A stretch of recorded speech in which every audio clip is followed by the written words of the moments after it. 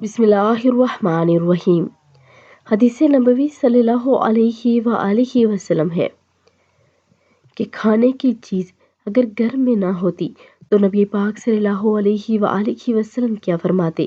سیدہ عائشہ رضی اللہ تعالیٰ عنہ بیان فرماتی ہیں کہ نبی اکرم صلی اللہ علیہ وآلہ وسلم میرے گھر تشریف لاتے تو پوچھتے کچھ